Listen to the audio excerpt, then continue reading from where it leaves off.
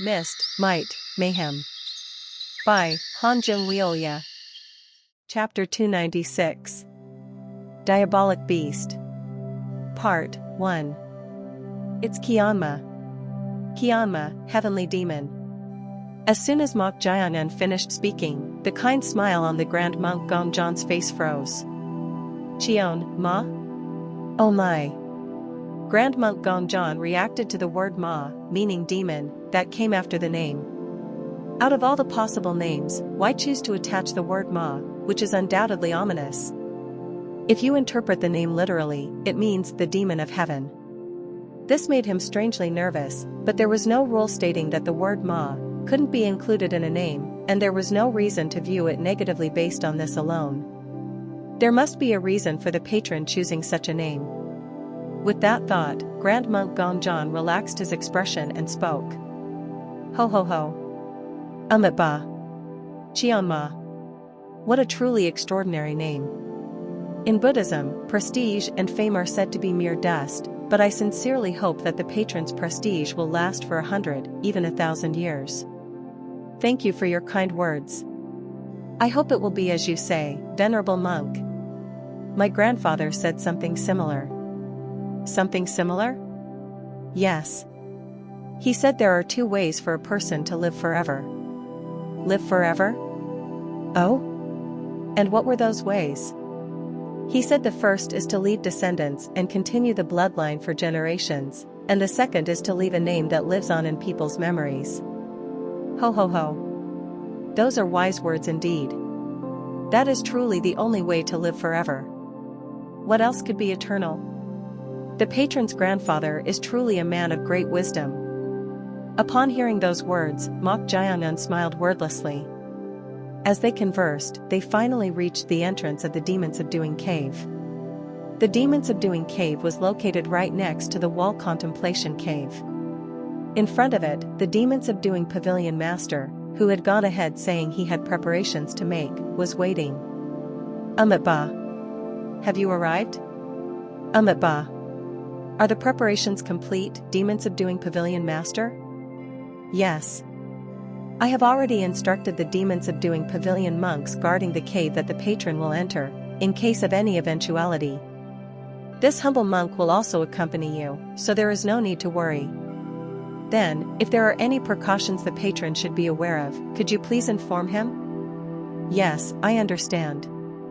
The demon-subduing pavilion master looked at Mok Jianan, then pointed to the demon-subduing cave with his hand and spoke. Patron, once you enter the cave, you will see several blocked cave entrances. Although those entrances are blocked, there are demon-subduing pavilion monks chanting the demon-subduing pavilion mantra in front of them, so please do not disturb them. In other words, I should just pass by them. That is correct. The cave the patron will enter is located at the very back. Inside, there is an extremely ferocious demon. That demon was captured from Mount Shaoxian, north of Mount Daham. Its strength is immense, and its demonic power is also formidable. Even the Arhat monks had to be mobilized, and it was only barely subdued using the green jade Buddha seal and 36 powerful demon-suppressing treasures. It seems like it was quite a struggle to capture it. At Mok Jianan's words, one of the demon-subduing pavilion master's eyebrows rose. It seemed like his pride had been hurt somehow. However, the demon-subduing pavilion master soon sighed and spoke.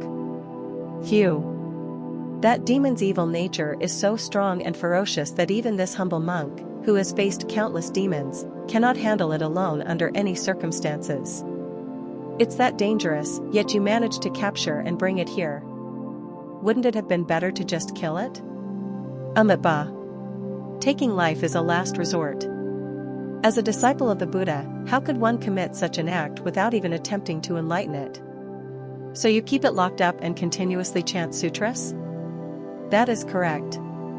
Has any demon been successfully enlightened through this method? At this question, the demon-subduing pavilion master gave no answer. This was a clear negation. Although the demon-subduing pavilion monks took turns chanting the demon-subduing pavilion mantra day and night to weaken the demon's evil nature in an attempt to enlighten them, there was not a single being whose fundamental nature had changed. Rather, as their evil nature and demonic powers weakened, many demons died before the 108 mantras were completed. In the end, enlightening demons was practically impossible. As such, the demon-subduing pavilion monks still attempted to enlighten them but inwardly believed it to be impossible. That complacency will soon disappear as well. As he was also well versed in dermic powers, he could gauge the strength of the monstrous bird's demonic energy that had fallen in the Arhat Hall's courtyard. While he acknowledged that it was incomparably stronger than ordinary demons, it was on a completely different level from what they were about to witness. It was not only powerful and ferocious. It even possessed the intelligence to deceive humans, which is why it was locked up in a deeper cave than the other demons. Well, it's not like keeping it locked up had any meaning anyway. At Mok Jiangun's sarcastic remark, the demon-subduing pavilion master put his palms together and replied, Ba. Then, let the patron demonstrate his ability to control demons using techniques that defy principles. I understand. In this manner, Mok Jiangun followed the demon-subduing pavilion master's guidance and entered the cave. Wong. As soon as he entered the cave, Mok Jiangun frowned. Why are you doing that, mortal? Chom Rayang asked. It's quite similar to when we came into contact with the primordial energy. Primordial energy? Could it be that inside the cave, the dermic power is much stronger than outside? Mok Jiangun found the reason on the cave walls.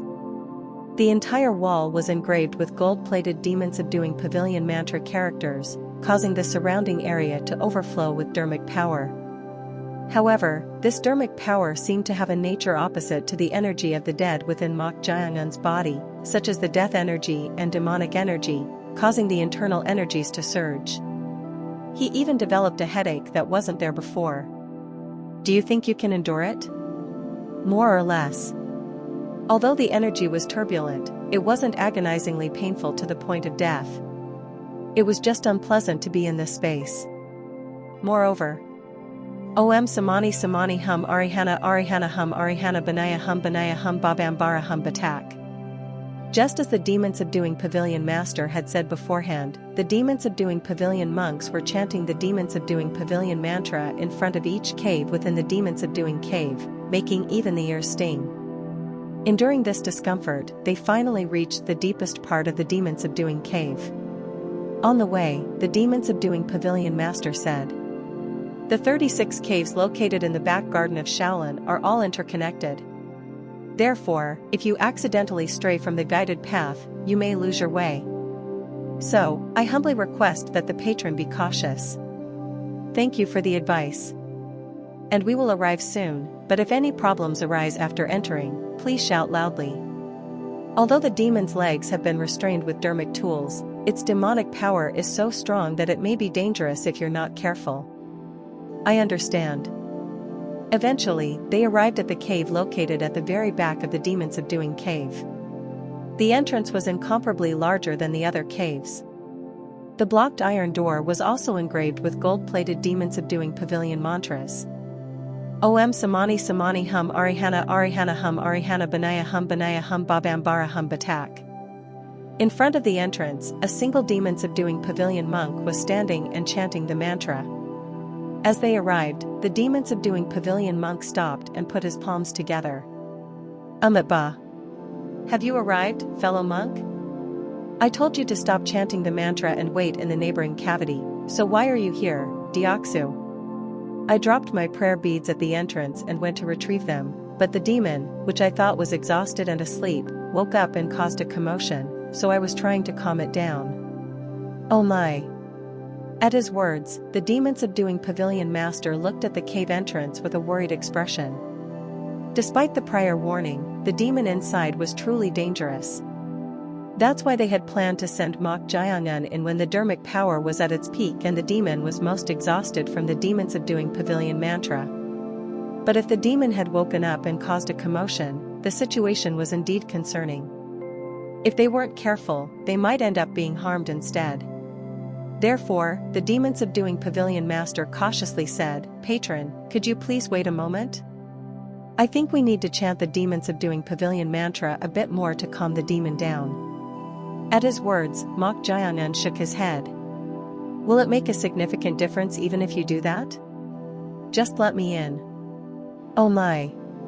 Patron. This is for your sake as well. No matter how much you want to prove yourself, I cannot allow the patron to be in danger. I understand your concern, venerable monk, but we don't have much time either. Shaolin Temple was quite close to the imperial capital of Kaifeng. If the imperial palace sent troops or trackers, they could reach here in no time. Therefore, from Mok Jiangan's perspective, he had no choice but to hurry. Could you not compromise for just a quarter of an hour? If it seems greatly dangerous, I will let you know, so just let me in. Oh my. The demon-subduing pavilion master clicked his tongue at Mok Jiangan's stubbornness and approached the firmly closed iron door's locks. As the iron door was extremely large, there were a total of 5 locks. The demon-subduing pavilion master took out keys from his waist and spoke. Clank. Patron, this iron door is made of Haiyan Chiol, so no matter how skilled one is in martial arts, it cannot be cut or broken. Therefore, if it seems dangerous, shout immediately. I will do so. Clank. After unlocking all the locks except for the last one with an unusual elongated shape, the demon-subduing pavilion master handed Mok Jiangan a torch hanging on the wall. It will be dark inside, so take this with you. There is a torch holder inside. I understand. But why are you leaving one lock unopened? As a precaution. Precaution?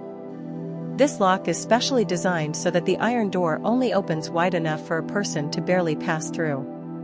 Ah. If it opens wider than that, the demon might escape. The demon inside is not only ferocious but also cunning, so be careful. I will keep that in mind. Then, go and return safely. Ba. Screech. As the large iron door opened, a gap barely wide enough for a person to pass through sideways, as the demon-subduing pavilion master had said, was created. Through this, Mok Jiangan entered with the torch. As soon as he went inside, the demon-subduing pavilion monk outside immediately closed the iron door. Screech. Thud. Although he tried to close it as carefully as possible, the door was so large that the sound of it closing was quite loud. Paying no heed to this, Mok Jiangan raised the torch to illuminate the inside of the cave, the cavity. It's huge. The cavity was much larger than he had expected. How large was it? The torch couldn't illuminate the entire space. Part of the cavity was shrouded in shadows, and tack. Without bringing the torch all the way there, Mok Jiangan placed it in the holder next to the iron door. Then he looked at the area covered in shadows. Without even needing to search, a strong demonic energy was emanating from there. Can you see it? Yes, I can see it. The demon's eyes, faintly blinking and staring at him, were visible. A red light was flickering in its eyes, and just from the size of its pupils, one could imagine how enormous it must be. Kekakek. At that moment, an eerie laughter echoed from the shadows. The laughter was naturally quite different from a human voice, closer to the sound of scratching one's throat. In response, Mok Jiangan grasped the sword finger in his right hand and prepared his techniques.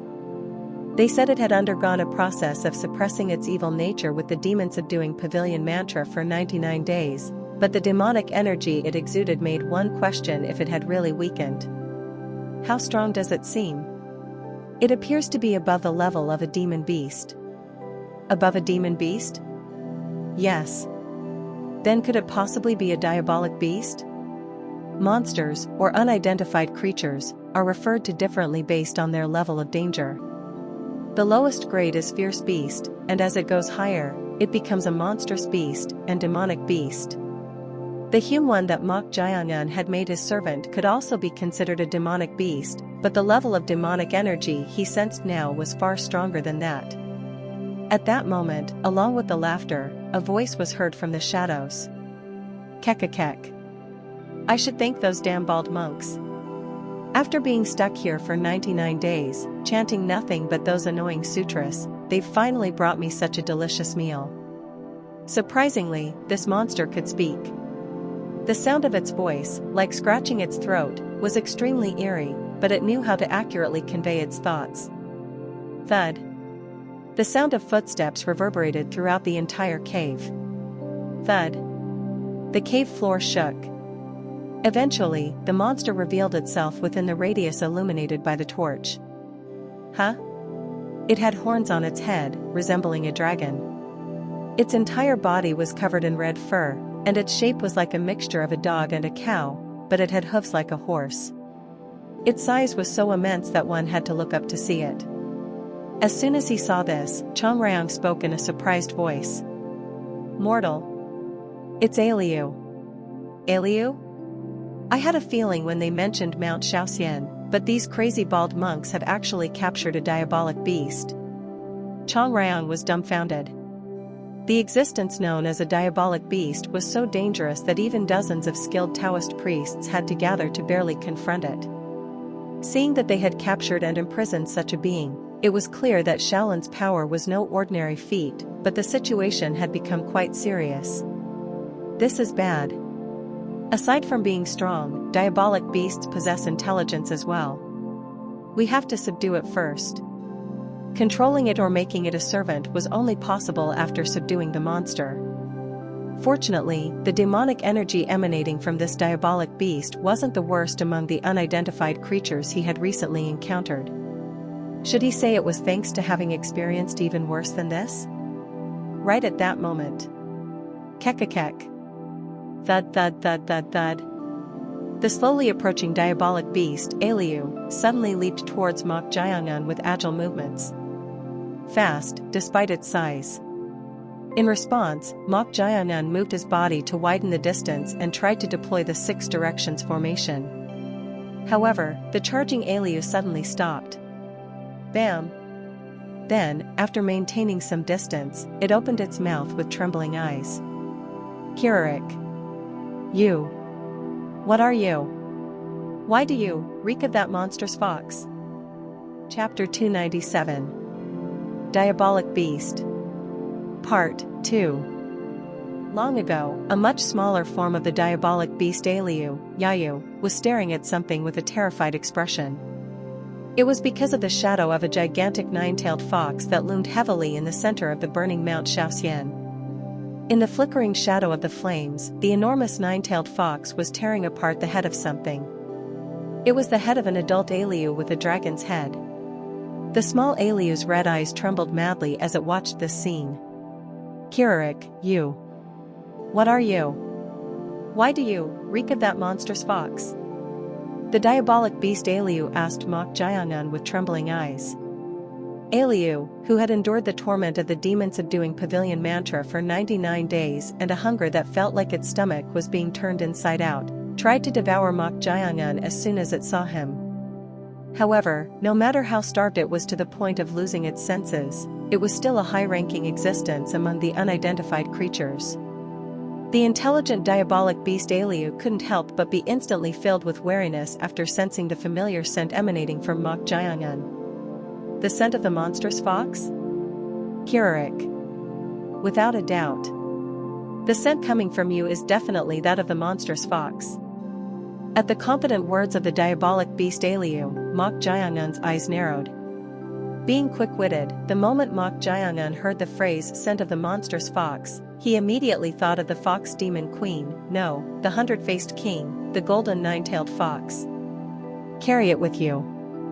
It will serve as proof that I've marked you. If it's proof that you've marked me, it's even more embarrassing to carry around. You're quite honest. But it won't do you any harm to carry it.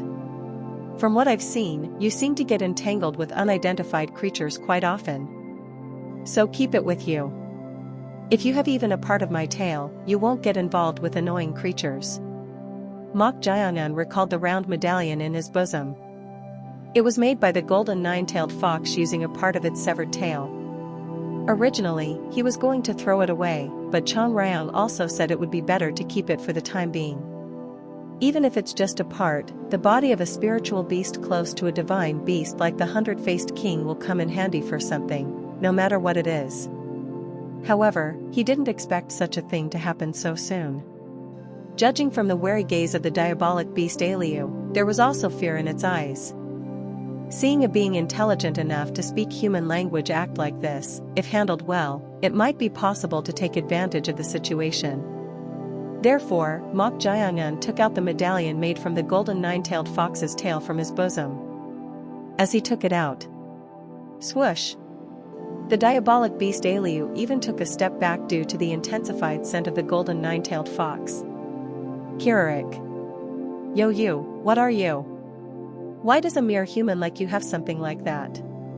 The diabolic beast Aliu trembled as it recalled an old memory. Even after such a long time had passed, the terror engraved in its entire body had not been forgotten. It was truly the embodiment of a tyrant. It was so brutal that it would tear apart and devour the 5 extremities of even its fellow unidentified creatures if they displeased it. Tremble, tremble. Seeing Aliu standing upright and trembling, the corners of Mok Jiangun's mouth twitched. It seemed like it could be easily resolved if handled well. How should I approach this? Looking at that attitude, it was clear that the diabolic beast Aliu greatly feared the golden nine-tailed fox. In that case, it would be better to imply that his relationship with the golden nine-tailed fox was very close. With that thought, Mok Jiangun smiled and said, "As expected of a diabolic beast, you have a keen sense of smell. Kirarik. What are you?" Clank. The chain shackles on the ankles of the retreating diabolic beast Aliu became taut. Thanks to the restraints connected to the center of the cave, the range of movement for the diabolic beast Aliu couldn't reach the cavity walls. Mok Jiangun approached Aliu and said, "Don't get too close, mortal." Just in case, Chong Ryong warned him. No matter how much it feared, the opponent was still a diabolic beast, a high-ranking existence among the unidentified creatures. It would be best not to provoke it unnecessarily. However, Mok Jiangun deliberately narrowed the distance to show confidence. And in that state, he held up the round medallion made from the golden nine-tailed fox's tail hair and said, "As you can see, should I say we're acquaintances with a close relationship?" Acquaintances? With that monster? Yes, you seem to know it well. How could I not know? The number of beings that have died at the hands of that monstrous fox is countless. If their bodies were piled up, it would have been taller than 1,000 mountains. That's probably true. If it's a monster of that caliber, it would have lived for more than 1,000 years, so it could pile up not just one, but several thousand mountains. Chong Ryong also muttered in agreement. Then Mok Jiangun shook the golden nine-tailed fox's round medallion at Aliu and said, "It's fortunate that you know well how dangerous the golden nine-tailed fox is. I was worried that you might not listen to my proposal that could be mutually beneficial." Proposal? Yes. Shall we say it's a proposal that might pique your interest? What is it? The diabolic beast Aliu asked with a puzzled expression at the mention of a proposal. Then Mok Jiangun put the round medallion back into his bosom and said, "If done well, you two can be freed from this place." Freed? From this damn cave? Yes, if you're interested, would you be willing to hear my proposal? Kirarik. The diabolic beast Aliu rolled its eyes with a strange look, then opened its mouth while looking down at Mok Jiangun. What's the proposal? It's not that difficult. You just need to suppress your demonic nature for a while and show that you can be controlled by me, so to speak. Show that I can be controlled? Yes. Don't tell me you want me to show those damn bald monks that I've been subdued by a human like you? Oh, you catch on quickly.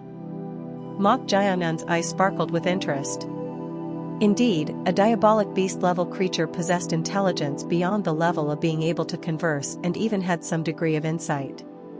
You probably know why the monks of Shaolin Temple capture and imprison beings like you and other unidentified creatures, and since you're intelligent, you should also know why they chant sutras while keeping you locked up, right? So you're saying I just need to pretend to be controlled by a human like you? Yes. If you do that, the Shaolin monks will release you. Just for that? The reason the monks keep you captive is because of your dangerousness.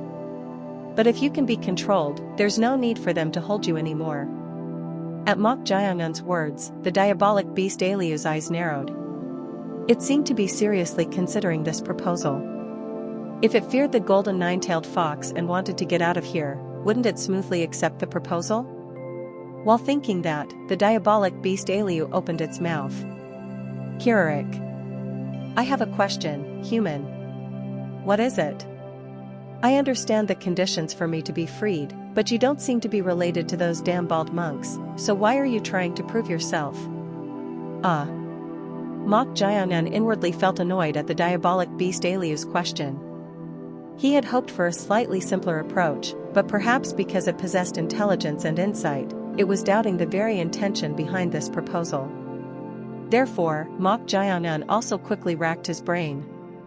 How should he explain it so that the diabolic beast Aliu would smoothly accept the proposal without suspicion? Then Mok Jiangun drew upon the incantation power, which was the foundation of his sorcery techniques.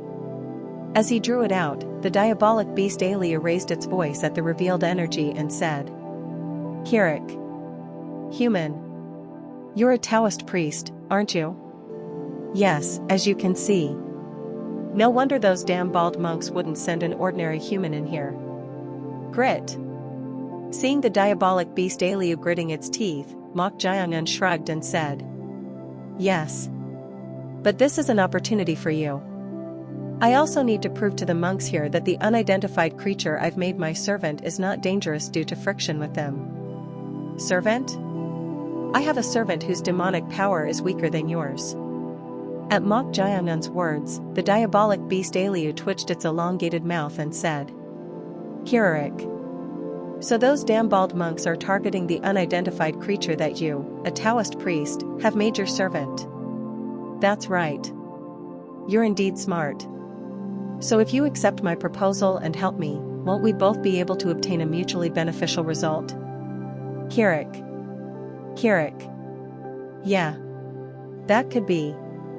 Then will you accept my proposal? It may be difficult right now, but if you just follow my control for a little while, you'll gain your free dash. Bam. Before he could even finish speaking, the front hoof of the diabolic beast Aliu flew towards Mok Jiangun at a tremendous speed, forcing him to hastily retreat his body backwards. Bam. Quang. As the hoof struck the ground, the floor cracked and shattered fragments flew up. In response, Mok Jiangun created a sharp aura with his sword fingers to cut through the flying fragments and moved his body to dodge the ones he could avoid. But as soon as he did that, Crow! A condensed purple smoke spewed out from the diabolic beast Aliu's mouth, trying to engulf Mok Jiangun. Poison? No. It was different from poison. It seemed to be a smoke infused with demonic energy, and swish! As Mok Jiangun hurriedly dodged it, the spewed condensed purple smoke collided with the ground. However, unlike a moment ago, where the smoke collided, a strange phenomenon occurred where the Golden Sutra characters written on the ground flickered and the smoke bounced off. The bounced-off smoke then collided with another cave wall.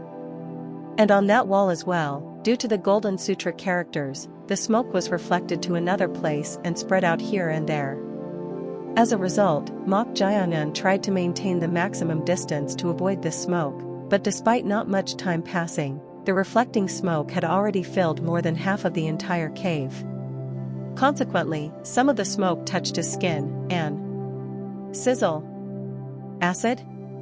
It was a very strong acid. This was a separate issue from immunity to poison. If directly exposed to acid, the skin would inevitably melt. Therefore, Mok Jiangun drew upon the demonic energy to form a thin film on his skin to protect his body like a protective energy shield. Fortunately, it was effective. The acid couldn't penetrate the film made of demonic energy. Swish! Not stopping there, Mok Jiangun used his true energy to push away the smoke and blocked it from entering a certain range. Then, from within the smoke, thud!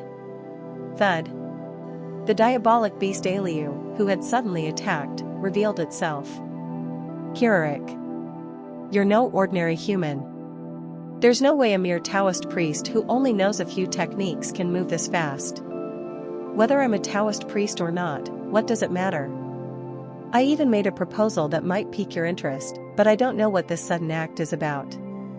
At Mok Jayanun's words, the diabolic beast Aliu suddenly grinned, revealing its ferocious and sharp teeth.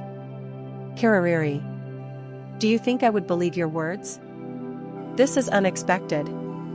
I thought you would seize even a slim chance to escape if you were destined to be trapped and die while listening to sutras anyway." Kirik. "Yeah. At first glance, it sounds right. But in the end, those damn bald monks and you, a Taoist priest, are no different from natural enemies to beings like us. It's truly foolish to believe that I would trust a measly agreement between you lot." At the monster's words, Mok Jayanun clicked his tongue and said, "Are you really going to lose this opportunity to be freed like this? It could also be an opportunity to die after being used." At the diabolic beast Aliu's words, Mok Jayanun licked his lips. He himself was also quite suspicious, but this diabolic beast Aliu also refused to trust him at all, befitting an intelligent being. Thanks to the golden nine-tailed fox's medallion, he thought it would be easily resolved, but it seemed that wasn't the case. So Mok Jayanun took out the medallion again and said, "If it's because I'm a Taoist priest, I think there's a misunderstanding. Just seeing that I'm acquainted with the golden nine-tailed fox." Thud. Before he could even finish speaking, the diabolic beast Aliu stomped the ground with its hoof. Then, looking down at Mok Jayanun, it spoke in a voice filled with overwhelming pressure. "Thanks to you, human, a filthy memory has resurfaced." Filthy memory? That monstrous fox massacred all of my kin on Mount Shaoxian, leaving me as the only surviving individual. Mok Jayanun let out a small sigh. He thought it simply feared the golden nine-tailed fox because of its lower status as an unidentified creature. But if all its kin had been massacred? Roar.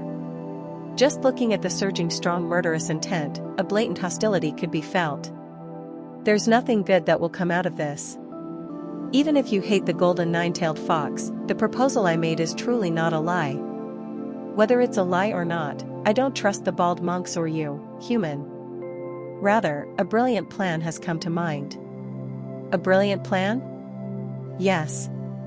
Since the monstrous fox cherishes you, human, if you die here, that be *tch and the damn bald monks who locked me up here will have a blast fighting each other.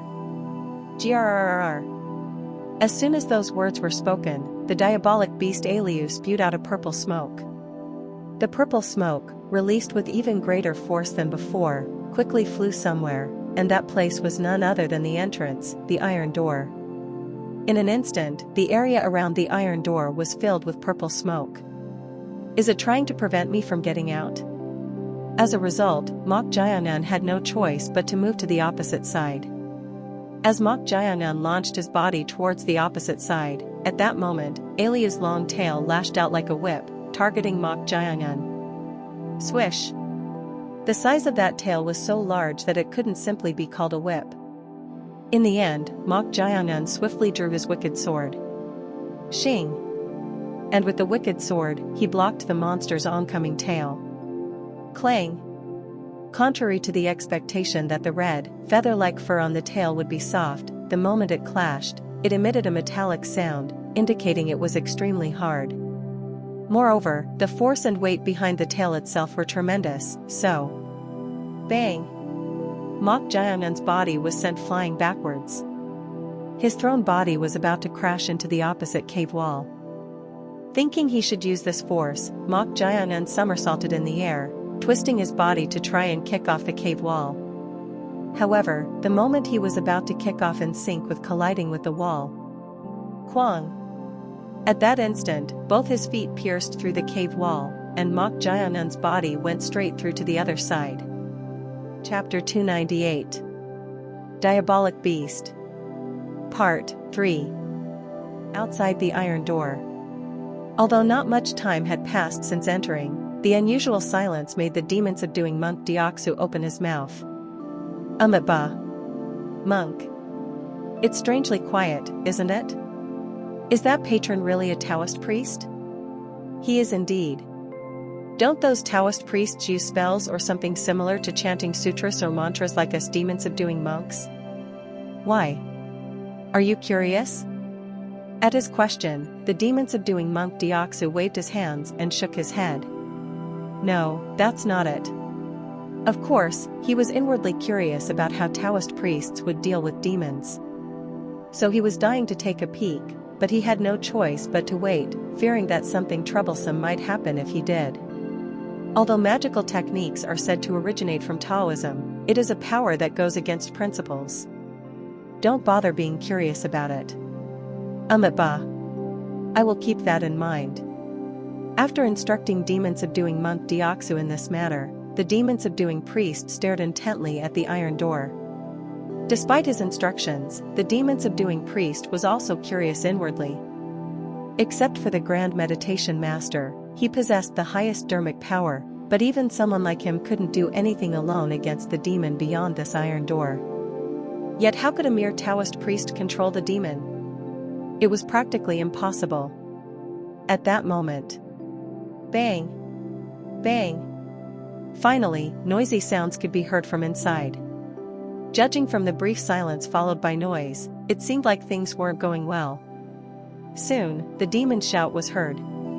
You damn human! Don't you dare come out of there! Don't come out of there? What the hell does that mean?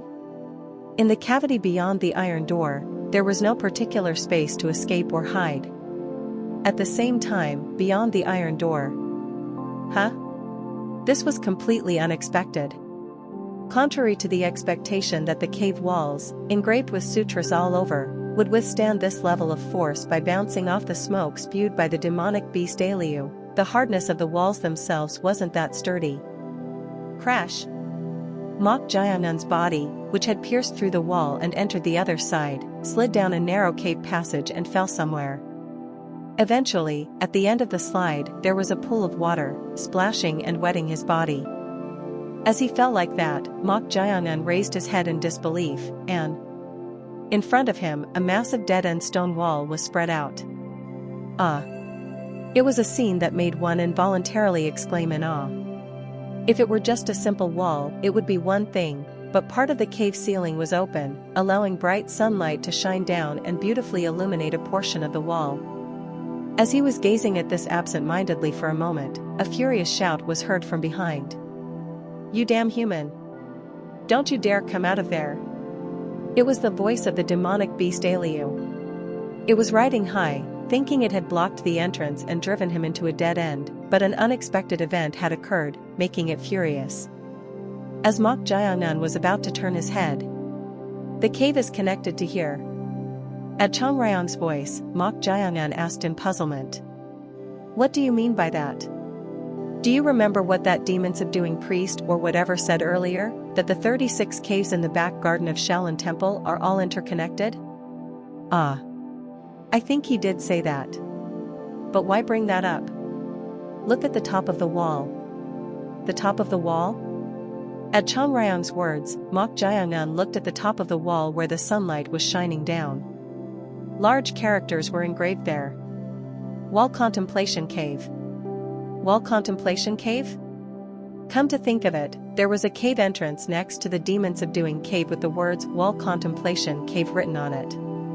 If that's the case, this place he had entered by breaking through the demon-subduing cave's wall was the Wall Contemplation Cave, and it seemed that what the demon-subduing priest said about all the caves being interconnected was indeed true. However, Mok Jayanun's eyes were drawn to something other than that fact. It was none other than the characters Wall Contemplation Cave engraved on the wall. Majestic. That was the feeling he got the moment he first saw the writing. The calligraphy contained not a hint of arrogance or selfishness, and the force put into each stroke was even and incomparably majestic. Mok Jayanun's eyes widened. The characters were not engraved using fingers or any tool. They were engraved with qi. Yet how could it be so flawless? If one had never learned martial arts or knew nothing about qi, they would have looked at it with a simple gaze, but this was truly amazing. At Mok Jayanun's reaction, Chong Ryong said, "The mastery of qi has truly reached the level of divinity." As expected of the originator who created Shaolin Fist, known as the orthodox martial art of the Central Plains. Originator? Bodhidharma. Bodhidharma? Ah. I've heard of him before. Isn't he the one called the founder of Zen Buddhism? Yes. He is the founder of Zen Buddhism and is also known as the origin of Shaolin Fist. Then did this Bodhidharma establish Shaolin Temple? No, that's not it. Then what is it? Have you ever seen a Daruma doll? No. When you look at a Daruma doll, Bodhidharma's appearance gives off a quite exotic feeling. If he's exotic, does that mean he's not from the Central Plains? That's right. Bodhidharma was the third prince of the king of Xiongji in the Tianzhu kingdom, but he renounced the world and cultivated the Buddhist way. Oh? Mok Jiangnan's eyes sparkled with interest. It was surprising to hear that the one known as the origin of Shaolin martial arts was not from the Central Plains but a foreigner. But how did a foreign prince who renounced the world become the origin of Shaolin martial arts? That, I don't know. There are several theories, and one of them is right here, the Wall Contemplation Cave of Shaolin Temple. Did he train martial arts in the Wall Contemplation Cave? When he entered deep meditation, he would face the wall and sit in meditation all day long, and when he came out of meditation, he would move his limbs without rest and train his body. That physical training is said to have become the foundation of Shaolin Fist. I see. What's even more amazing is that he repeated that wall-facing cultivation for 9 years without rest. The wall-facing cultivation that lasted for a whole 9 years. This became widely known among many Buddhist practitioners and even lay people, and this wall contemplation cave, where Bodhidharma was said to have trained, was called the Daruma Wall Contemplation Cave by outsiders. At Chongrayong's words, Mok Jiangnan stared intently at the characters Wall Contemplation Cave on the wall. Shaolin Fist was born through Bodhidharma, whom she mentioned, and Shaolin Fist became the foundation for many orthodox martial arts in the Central Plains. It was literally the very origin. Impressive. Mok Jiangnan inwardly expressed his respect for the fact that someone's 9 years became an origin, and through that origin, countless martial arts were born. However, that respect was short-lived. There was no time to leisurely gaze at the stone wall of the Wall Contemplation Cave here. As Mok Jiangnan was about to turn his head, Mok Jiangnan, who was about to turn his head, stopped moving at some point. Then he stared fixedly at a certain spot on the stone wall. It was a momentary unconsciousness. The moment he blinked his eyes, closed them, and opened them again, whoosh. At that moment, a cold wind blew from the entire stone wall, and snowflakes were fluttering all around. Faced with such a bizarre phenomenon, Mok Jiangnan was momentarily at a loss for words. Mok Jiangnan raised his head and looked up at the sky. Snow was falling through the open cave ceiling, and the falling snow was piling up on the cave floor. What on earth? As he was puzzled, he noticed a spot where snow had piled up particularly high. It was the point where the light from the stone wall was reflecting. There, snow had piled up to the height of a sitting person. Huh? He thought it was just snow, but someone was actually sitting in meditation, and snow had piled up on their head and shoulders. Not understanding what was going on, Mok Jiangnan tried to approach that person. But then, footstep sounds were heard. Footsteps. Puzzled by the sound, Mok Jiangnan turned his head. As he turned his head, a tall, bald man wearing a yellow kasaya was approaching from a cave at the back of the Wall Contemplation Cave. Mok Jiangnan tried to speak to him, but... Who? Swish. That bald someone, who seemed to be a practicing monk, passed by Mok Jiangnan without even acknowledging his presence. The practicing monk who had passed by like that soon approached the person sitting in meditation. Despite the snow piling up on their head and shoulders and someone approaching, the person sitting in meditation didn't make the slightest movement. Thud. The approaching practicing monk knelt on the ground. Then, bowing his head to the person sitting in meditation, he spoke in an earnest voice. Please give me your teachings. Despite his earnestness, the person sitting in meditation remained still, not uttering a single word or showing any disturbance. Nevertheless, the practicing monk bowed his head to the ground once again and said, "Open the path for me." The practicing monk maintained that prostrated posture. He showed the determination to never move until he received an answer from the person sitting in meditation. Like that, both the person sitting in meditation and the one prostrating behind remained motionless, and snow piled up more on their bodies. As Mok Jayanan let out a soft sigh, wondering what this was all about, swish.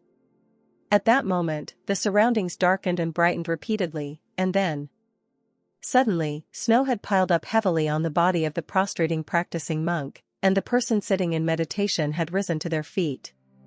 The person who had risen from meditation spoke while still keeping their gaze on the stone wall. "Receive it." As soon as those words were heard, the prostrating practicing monk staggered to his feet. No, he couldn't even stand up straight.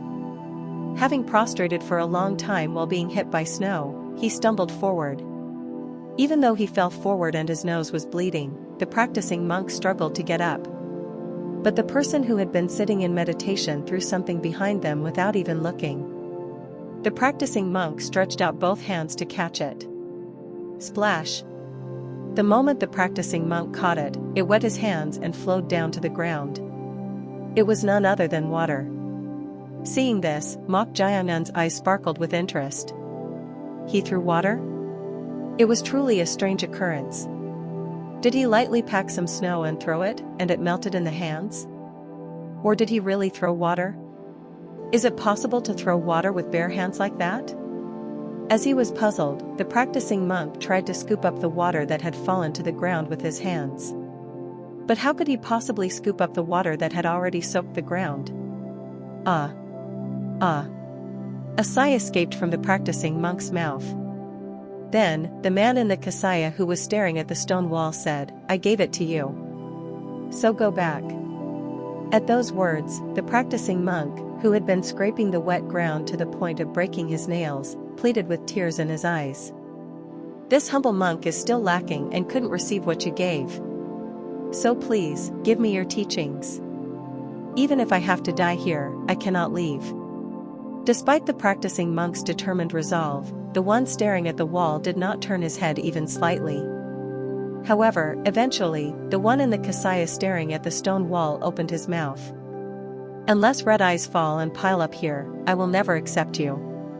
At his words, Mok Jayanan snorted. How could red eyes possibly fall? In the end, it was just a roundabout way of saying he wouldn't accept him. It was at that moment. Bam! At that moment, the practicing monk got to his feet.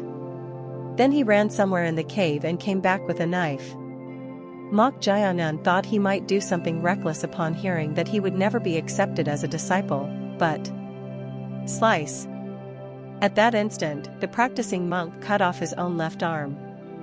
Then he sprinkled the blood flowing from his severed arm onto the piled-up snow. As the practicing monk's blood scattered, the snow gradually turned red. Seeing this, Mok Jayanan's mouth twitched. This practicing monk had created an answer that couldn't be made through the sacrifice of cutting off his arm. It could indeed be called a truly remarkable will. Will he still keep staring at the wall even after this? Mok Jayanan looked at the person in the kasaya who was staring at the stone wall. At that moment, the one who had been staring at the stone wall opened his mouth. "Receive it." With those words, the person threw something behind him. It happened so quickly that the practicing monk unconsciously stretched out his arm to catch it at all costs. But the arm he stretched out was none other than the severed one. However, whoosh! At that moment, a handful of water formed a shape in the air as if grasped by a hand, and it floated there. Mok Jayanan's eyes trembled as he watched this. The act of trying to grasp something with a non-existent arm actually made it possible.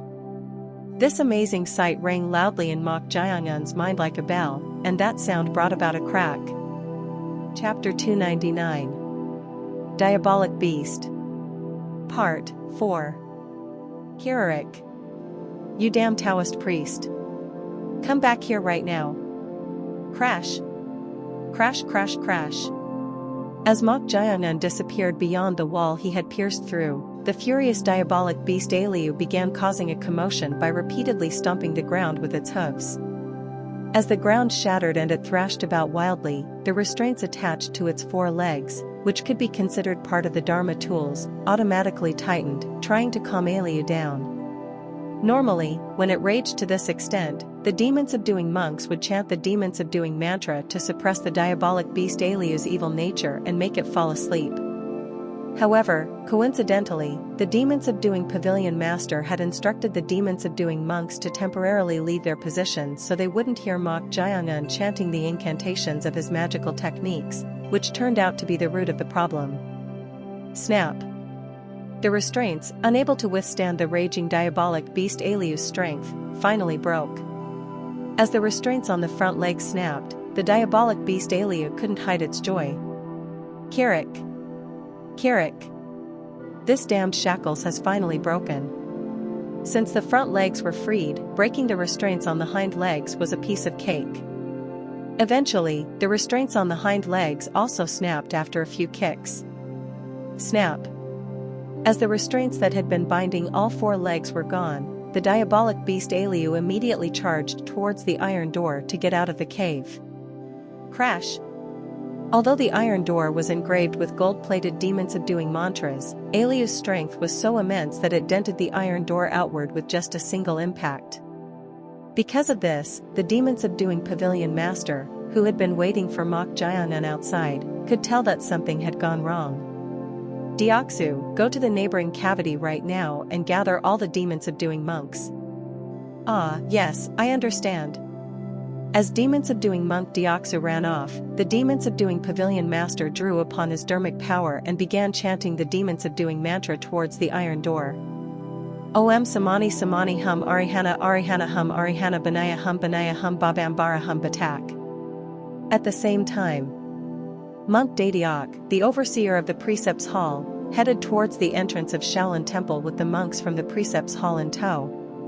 The grounds of Shaolin, boasting the largest scale among all the temples in the Central Plains, were so vast that it inevitably took quite some time just to reach there. Moreover, as Shaolin was located halfway up Mount Song, the distance between the grounds was also great. So if one were to walk, it would take nearly a quarter hour just to get from the Arhat Pavilion to the entrance, but thanks to using the light body technique at a moderate speed, Precepts Hall Master Daediak arrived at the entrance within half a quarter hour. At the entrance of Shaolin, armored military officials and nearly 100 soldiers were seen. Precepts Hall Master Daediak greeted the officer with a long beard, who seemed to be the representative of the military officials, with his palms together. Amitba. I am Daediak, the overseer of the Precepts Hall of Shaolin.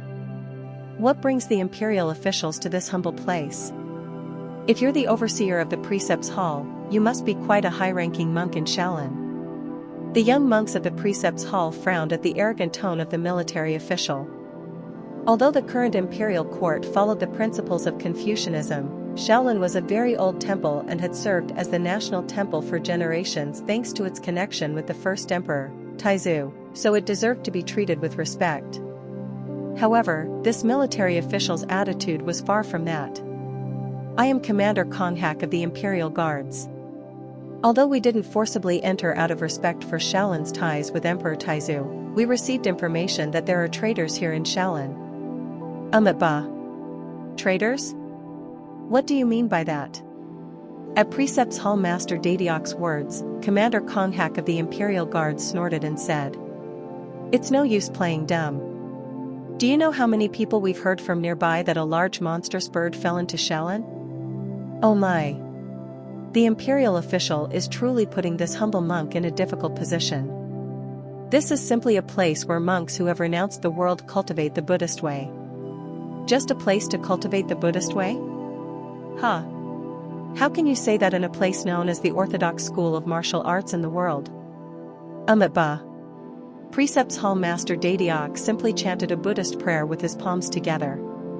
Then Commander Konghak of the Imperial Guards frowned and raised his voice, saying, "Could it be that Shaolin is trying to protect the traitors who helped the prisoners escape from the underground prison of the Imperial Palace? If that's the case, even if it's a temple with deep ties to Emperor Taizu, we will have no choice but to forcibly enter and search." At those words, the young monks of the Precepts Hall uniformly protested. No. What kind of outrageous behavior is this? Forcible suppression? No matter if you're an official, how can you do this to a place that worships the Buddha? Enough. However, Precepts Hall Master Diabolic silenced them with a stern shout. Then, as if he had no dissatisfaction at all, he bowed his head along with his palms together and spoke in a gentle voice to Commander Konghak of the Imperial Guards. Ba. Although Shaolin is a place to cultivate the Buddhist way, how could we possibly protect traitors? I kindly request the official to withdraw his misunderstanding.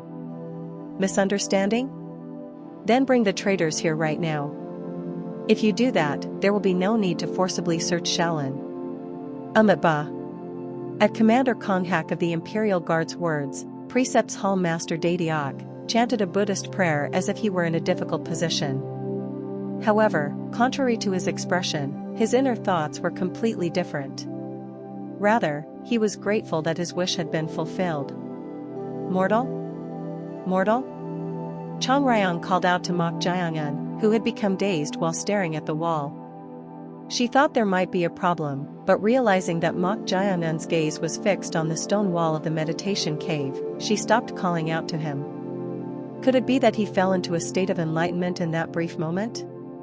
The current phenomenon was the same as when one fell into a meditative state. But he hadn't opened his ghostly eyes and deeply concentrated on the hand seals, yet he fell into a meditative state for the second time after the tombstone without any signs. Seeing this, Chang Ryong found it strange.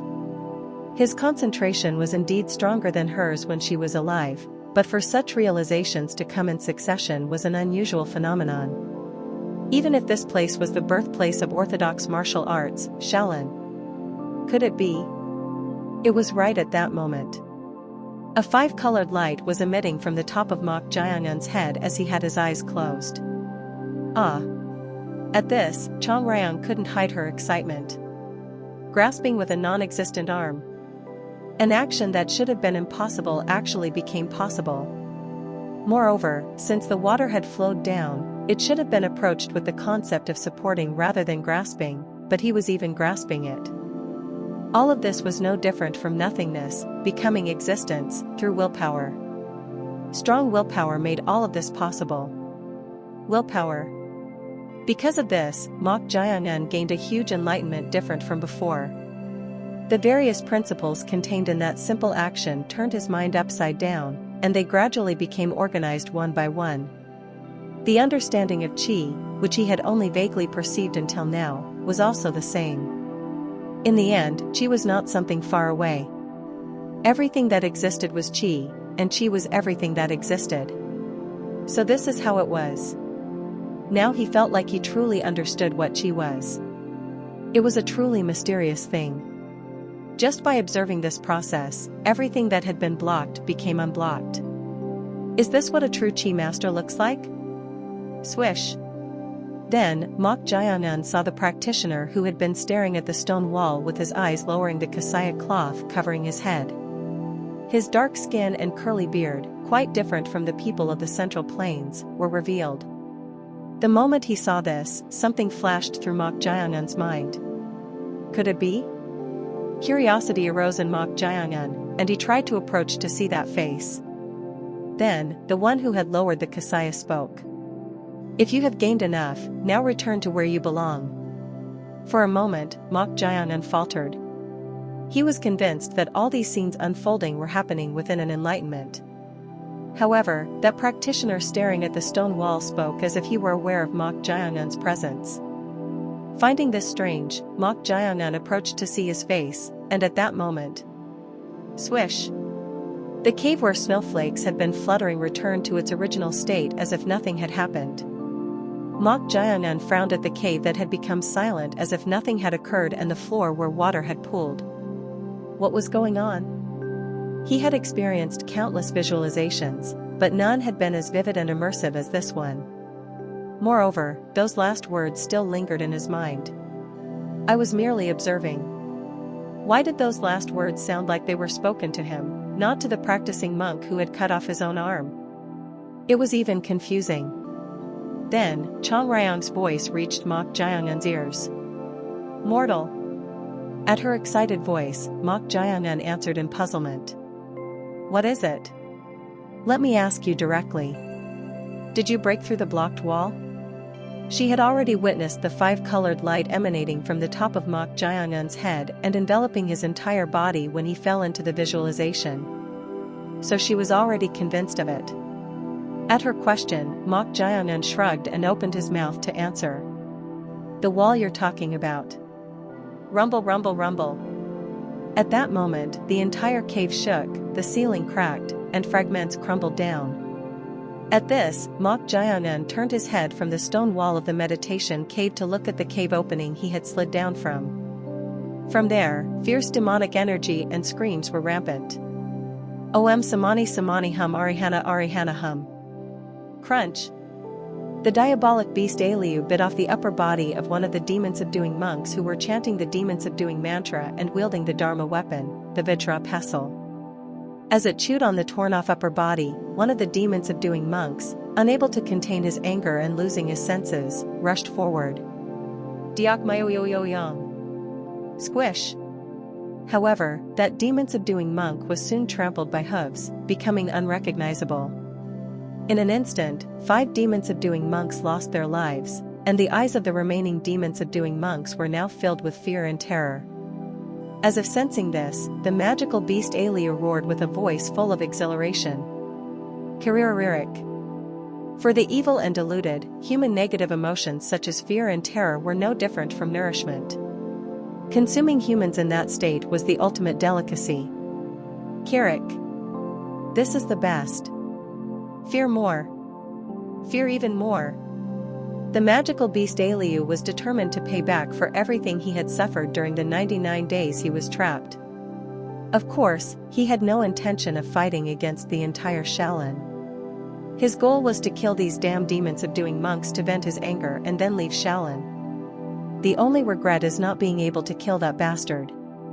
It would have been very entertaining to see these bald monks and that bitch fight if he had managed to kill that bastard who was under the protection of that monster fox, but it was quite regrettable. So, to alleviate this regret even a little, he had to kill these bald bastards in the cruelest way possible before leaving this place. At that moment, something glared at the magical beast Aliu's red eyes. Aliu soon lowered his head. Clang! What flew was none other than the Vajra pestle imbued with Dharma power. The one who threw the Vajra pestle was none other than the demon-subduing pavilion master.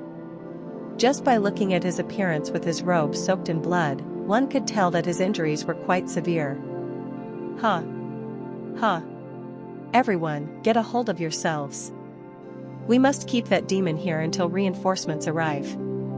At his shout, some of the demon-subduing monks gritted their teeth and tightly grasped their Vajra pestles again.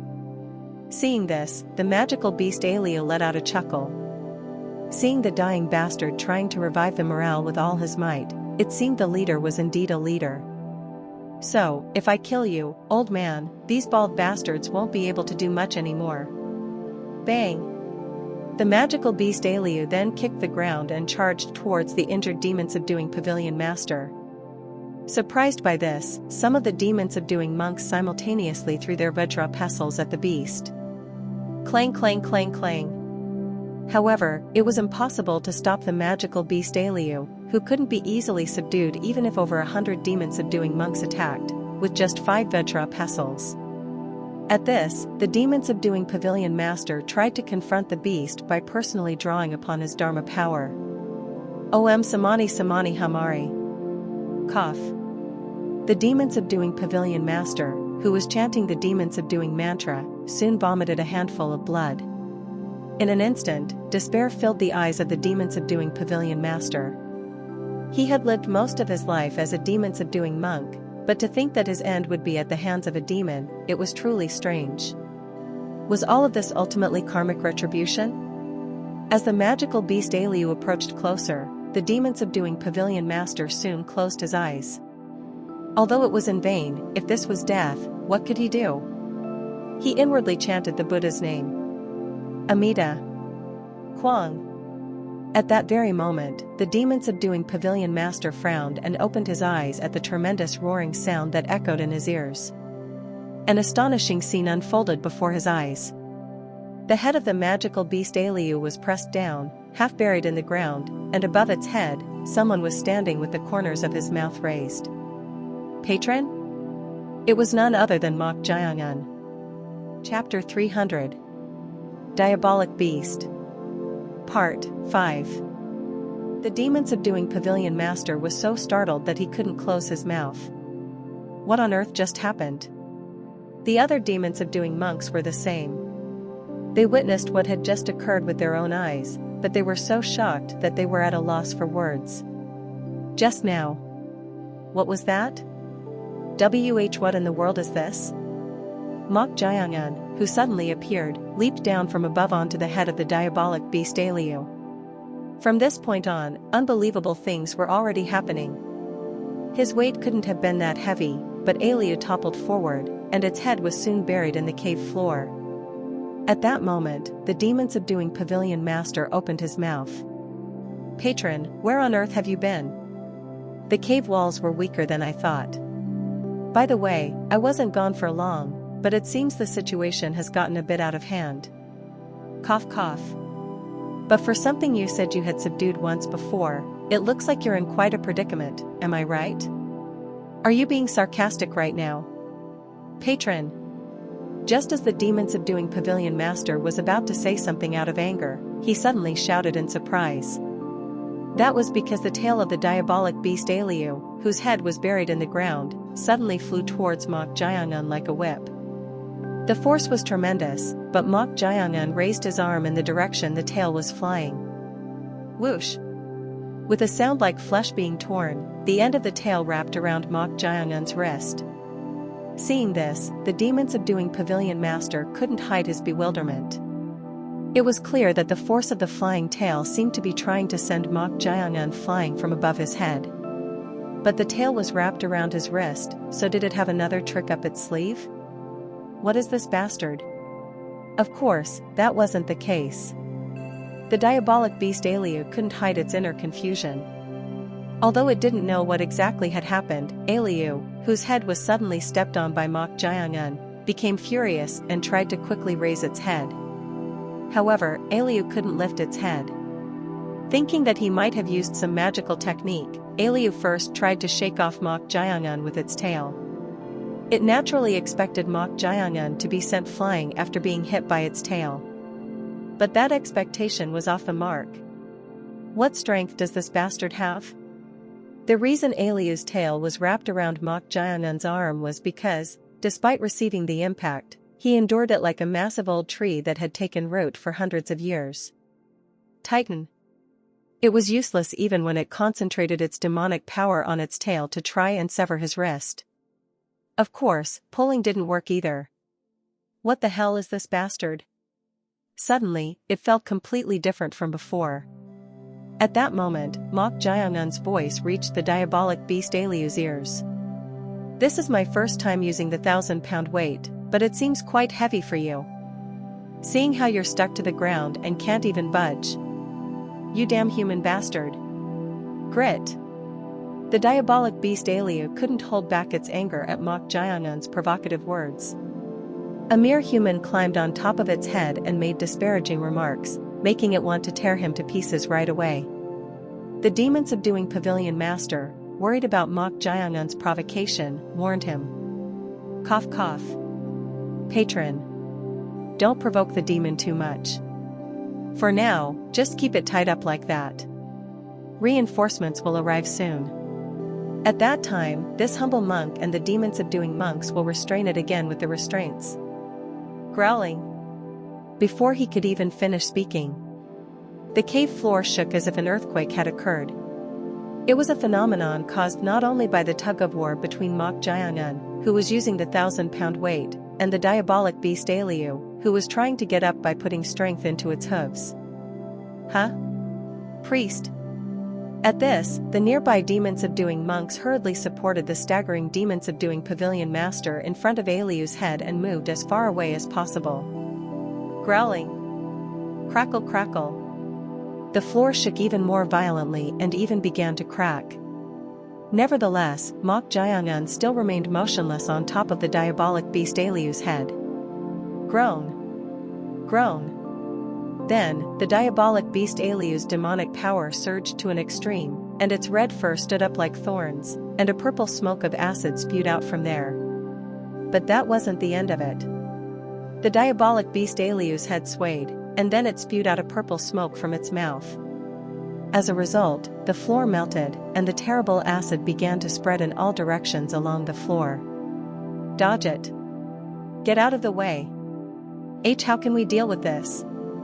The demon subduing monks near the dented iron door might not know, but without mastering the light body technique, there was no way they could avoid the smoke that would melt anything it touched in this brief moment. But at that instant, Mok Jayangun quickly formed hand seals in a simplified manner. Pack. Pack. Pack. Soldier. Fight. Split. Formation. They were the hand seals of the 9 hand seals. In an instant, 4 pillars shot up in the direction the smoke was spreading, along with tremendous spirit power. Rumble. Seeing this scene, the demon-subduing monks stuck to the end of the cave wall couldn't hide their astonishment. As demon-subduing monks who had mastered dermic powers, they could see things with their naked eyes that ordinary people couldn't, such as spirit power and demonic power. But that wasn't the end of it. Mok Jayangun put his sword fingers to his mouth and muttered softly. 4 peaks linking technique. Whoosh! Surfaces were formed by the 4 pillars. As the surfaces were formed, the purple smoke that had been spreading towards the demon-subduing monks was soon blocked by the wall of spirit power. The smoke made of acid was blocked at a critical moment. Seeing this scene, some of the young demon-subduing monks couldn't help but cheer involuntarily. Wow! Gasp! But they soon closed their mouths as they noticed the looks from the demon-subduing pavilion master and their senior monks. However, the demon-subduing pavilion master himself couldn't hide his inner astonishment at Mok Jayangun's magical technique skills. Although he didn't acknowledge magical techniques, he understood that they were also performed through the harmony of spirit power and technique formulas. Fast. But the speed at which the technique formula was completed was tremendous. This was because the spirit power quickly took shape. If it had been just a little slower, everyone in the cave would have melted in that smoke made of acid. However, the astonishment was short-lived. Huh? Grip. At that moment, when Mok Jayangun made a gesture of clenching his hand, the pillars began to move and gradually narrow the distance. Then, the smoke that had been blocked by the surface of spirit power was also pushed and gathered. At this, the demon-subduing pavilion master shouted in surprise. Patron! What are you doing? Stop it right now. It was a crazy act. If the pillars narrowed, the smoke would inevitably gather in one direction. The wall made of spirit power might be able to block that smoke infused with demonic power, but that patron with a mere human body couldn't. He could melt and die from the acid. Patron! But inside the 4 peaks linking technique, as if his voice couldn't reach, Mok Jayangun couldn't hear his shout at all. Rather, as if trying to finish it off inside, swish. He raised his fist on the opposite side that wasn't tied by the tail, and then, bam! He strongly struck down on the crown between the horns of the diabolic beast Aliu, who had barely lifted its body halfway up while spewing smoke. Kekakek. As soon as he did that, the diabolic beast Aliu stopped spewing out the acidic smoke in pain and let out a roar of agony. However, this scene couldn't be seen from the outside. Because at some point, the 4 sides of the 4 peaks linking technique were obscured by the purple smoke. It was impossible to know what was happening inside that smoke. The only thing that could be guessed was bam, bam, bam. The intense booming sounds that shook the cave floor. The demon-subduing pavilion master and the demon-subduing monks could only watch this absent-mindedly. Kiririri. The diabolic beast Aliu, suffering from the continuous punches, released its tail that had been holding Mok Jayangun's wrist and moved its head in an attempt to somehow get him off its head. Whoosh! Bam! Get down! Get down right now! Mok Jayangun, who was standing while holding the horns of the diabolic beast Eliu, chuckled. Then, he raised his fist once more and strongly struck down on the crown of the diabolic beast Eliu. Bam! Kekakek! Crash!